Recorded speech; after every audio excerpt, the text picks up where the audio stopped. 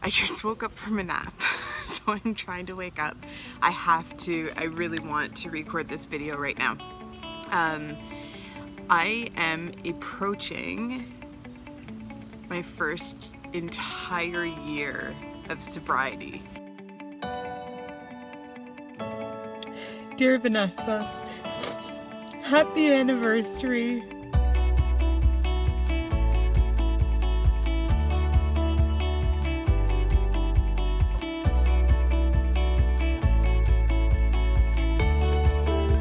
Today you are 1 month sober. Congratulations.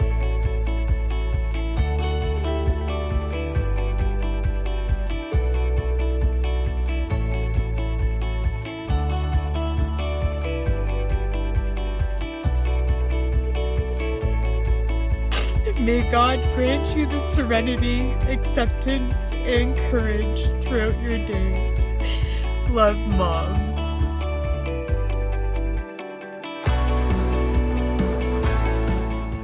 So, I thought for my 1 year, I would interview myself. I'm really excited to talk about it with all of you and to actually share a few things that I have learned within the past 300 and almost 65 days.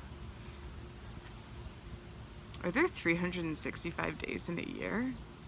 I am 2 sleeps away from being sober for 1 entire year. What I have done is I have put together a list of questions. I've also reached out to friends and followers on Instagram. I've written down all of the questions onto little pieces of paper and folded them in half and put them into this container, just so that I didn't want this to be scripted. Ow, I just burned my nail. There we go.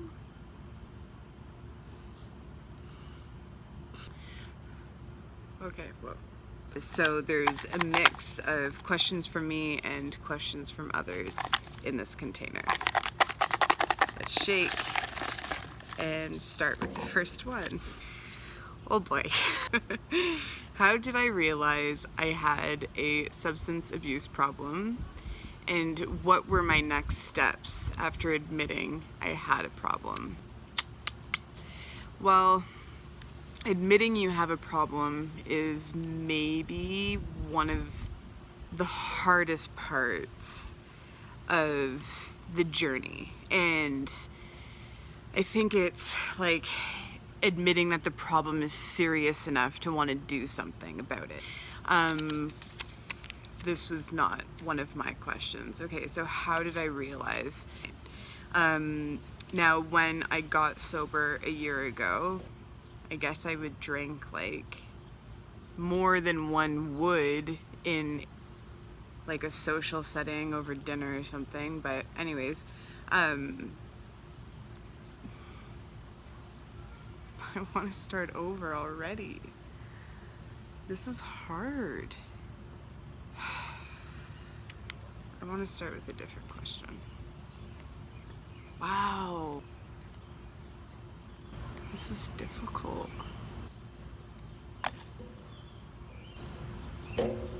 Clear out my throat.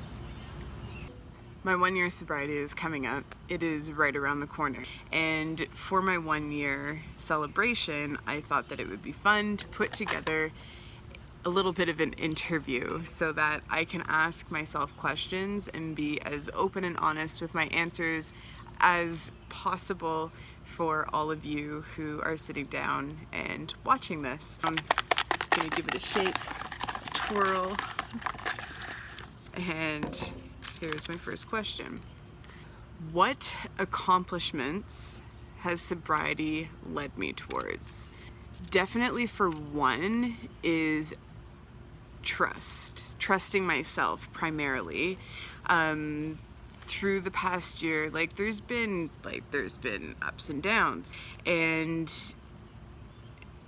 the nice thing about being sober is I know that my mind isn't playing any tricks on me. So if I am feeling a certain way towards a situation, or I'm feeling a certain way towards a person in my life, I know I am actually feeling that way. So yeah, I think that those would be like the main accomplishments, is just having like trust and confidence in myself and the way that I feel and the way that I think, because I am so much more aware. Yeah. Second question. Did something unexpected happen as a result of your sobriety? Yeah, I love myself. That's a really big, unexpected thing. I thought I loved myself. I know what loving myself actually feels like now. To me, loving myself is not all these toxic distractions, I guess. An unexpected thing is just how much I believe in my instinct and how much I trust my instinct to guide me. Okay. Did I have to say no to any situations or social settings in order to remove myself from temptation? Was temptation even an issue? At the beginning, I think temptation was an issue. I mean, throughout the year, there's been a couple of times where, like, I'll smell someone smoking weed. I'll be like, like for a second it would tickle my fancy, like a second. But in less than a second, I knew that it's just not an option for me, and I'm completely fine with that. I don't think it pained me to say no to any situations. Like, if I was invited out to a bar, oh my gosh, I remember that a friend had invited me to a bar, a photographer I was working with at the time, with a couple of clients, and I had actually told her, I was like, I'll message you after my NA meeting, like, we'll see. And I had thought about it. Because with me, once I make a decision, that's my decision. So I knew that even if I went to go and say hi, like, I wouldn't be tempted to go to like order a drink when I got there, but I ended up just going straight home. My social settings completely changed once I made this decision, but not in a painful way, just in a very natural way of change where my desires changed and I listened to that. And I just didn't really care to go to bars. I became a bit of a homebody, I guess. But it didn't even worry me or scare me. It was just natural. The universe kind of coincides with that, and things really start to like land in place for you almost instantly. See, I used to go to the park, like the huge park in Toronto, Trinity Bellwoods, and I'd go with a couple of tall cans, and color, and sit and laugh with friends, and it would feel different to me. So I just ended up doing other things instead of that. At the end of the day, everything is what you make of it. If you're gonna say it's like it's too hard, or it's impossible, or oh my gosh, I've tried it a million times before, like, what's to say I'm gonna stick with it this time? Like, if you have that mentality when you go into something, pack your bags, get onto the flight, maybe try on the next trip. You have to get into the mentality of, I got this, I'm stronger than this, I can do this. The past doesn't matter. Thank you for the lessons. Okay, so like there was a time in my life where, I was doing more than just drinking and smoking weed. And like I stopped all of that, like heavier stuff. And I was like, that's it, this is it. Like, I'm never gonna drink again, da da da da da. It lasted about a month, maybe 2. And then I was like, okay, well, as long as I'm not doing the other stuff, like I can go out and I can have a drink and or I can smoke a joint, because I allowed myself, like I put myself into that situation of, oh, it's fine. So then fast forward to now this time of being successful, I knew that I can't just stop one thing and like taste another. It doesn't work for me. So you learn from a lesson, you move forward. You're like, okay, that didn't work for me, so now I have to try something else in order to make sure that something new is going to work for me. Next question. What were the first couple of months like? I don't want to say it was scary, but it was, you know, time of discovery, if you will. Like I was figuring everything out again. I was figuring out, you know, when to go to bed, how to go to bed, when to wake up, what I was gonna do throughout my day. I realized that drinking and smoking weed was a distraction. And this was at the peak of me discovering my distractions. And I'm actually going to be doing a whole video on this for my next video, because I want to explain to everybody how this year hasn't only been a year of me not smoking weed and not drinking alcohol, but it's been a year of really understanding what my distractions are and what I turn to in order to avoid life, because life is something that is so easily avoidable these days, especially when you live in a really big city, or if you have a cell phone and a social media account, you're addicted to food, or like there are so many things across the board that can easily distract you. And when I cut down on this, I know naturally I ended up turning to other things to kind of like fill the void, but eventually I ended up cutting those things out, or understanding that certain things were a problem and it was time to switch it up. So, I mean, the first couple of months were just getting reacquainted with myself again, more or less. It's a really big change, you know? What changes do I see in myself? What changes don't I see in myself?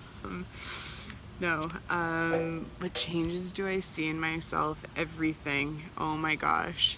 I actually wake up like freely on my own in the morning, on the weekends. Sometimes you'll catch me at the coffee shop with my mom and dad on a Saturday morning at like 8:30 in the morning. Mornings have never felt sexier.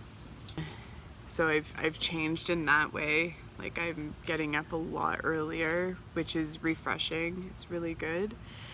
I'm more active. I dedicated so many hours to my yoga mat in this past year. I've started running. I'm more aware in general, so I don't, like, it's easier for me to pick up on things that are happening in my life that aren't necessarily working for me. Like, I'm able to feel when certain foods aren't working with me. I speak up more, whereas before I kept a lot of things inside of me. So even just like my personal growth itself has changed quite a bit. Okay, will I ever drink or do drugs again? Absolutely not. Not an option. I decided I wanted to try new things right across the board, and I didn't realize at the time, but I had made this like solid decision to not repeat myself. So, will I ever go back? Absolutely not. It's just not going to happen. Just not for me. That's a wrap.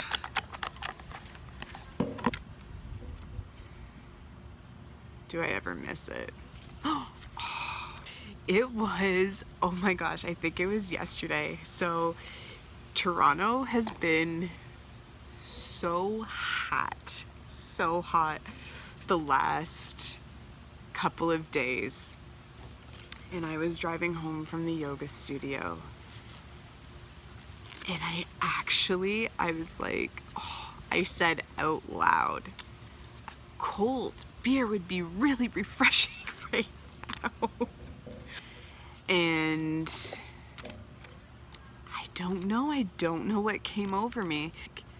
I came back to myself and I was like, yeah, it could be, or you could just go home and drink a seltzer water and get the same effect but feel even better. I think it's just the taste of it. It's not even the feeling that I was craving in that moment. It was just like the taste of it. And then I woke up and realized it's fine alternatives. Have my surroundings and or views on life changed? 100%. Okay, has my surroundings changed? Yes, I moved from downtown back home with my folks. And that was because a lot more in my life changed. I ended up like quitting my job and wanted to rediscover life completely. Life is worth experiencing. Life, that's life, that's what all people say.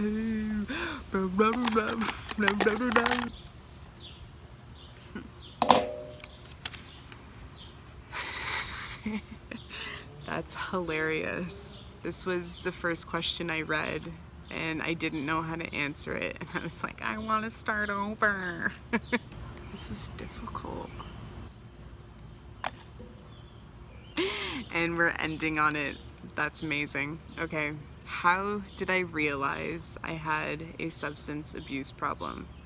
And what were my next steps after admitting I had a problem?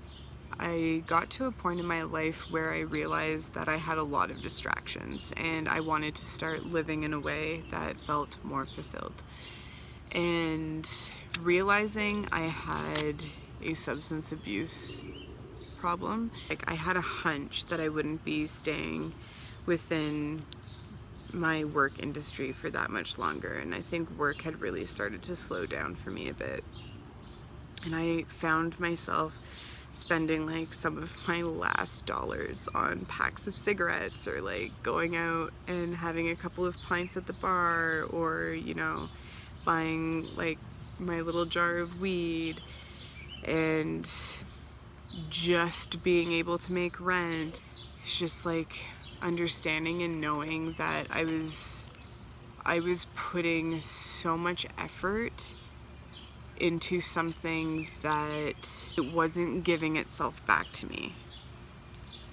I think that's a good way of summing it up. It was like understanding where my efforts were going, and thinking about like the payback I was receiving in return is like, wait a second, what is this giving back to me? It wasn't giving anything back to me. I was like, okay, I have a problem because I'm relying on this joint to be able to fall asleep at night. I'm relying on this pint of beer to be able to comfortably sit in a social setting.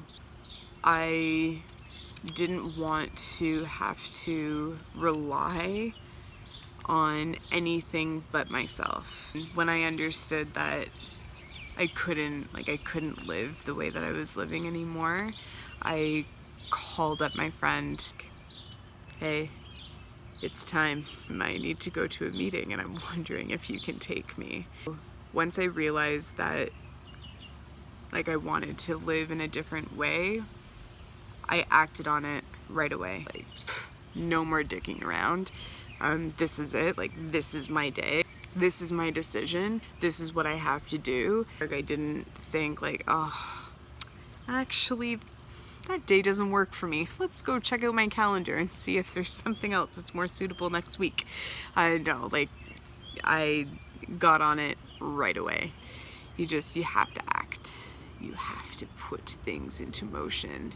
If there is an idea that comes to your head, it's coming to your head for a reason, and it's a good idea to act on that idea because that idea is yours for the taking. So there you have it. That is what I did as soon as I realized that I had a problem that needed to be solved. I'm so happy. I am so happy that I did do something about it. I'm very happy that I did not ignore the warning signs. Speaking of warning signs, my next video, the Discovering Distractions, I'm so excited to put that together for everyone. On July 4th, in 2 sleeps, I have decided to give myself an entire year. I am giving myself an entire year of quitting sugar. That includes white sugar, cane sugar, maple syrup. I am quitting wheat, corn, and all processed food. So no chips, no vegan ice cream, nothing like that. I want to do this. This is my next thing. I am going to say goodbye to, I believe, what are the last of my addictions, and that is all food related. Squirrel! My next journey, I am going to quit sugar. I know I'll be able to do it because I've made up my mind.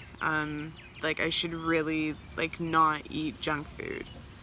Of course, right? No one should. It's shit. It's terrible for you. It ruins your mind. Like, your emotions go so out of whack. It's shit. Your physical goes out of whack. Like, everything goes out of whack. I'm nervous. I am. I'm a bit nervous for surezies.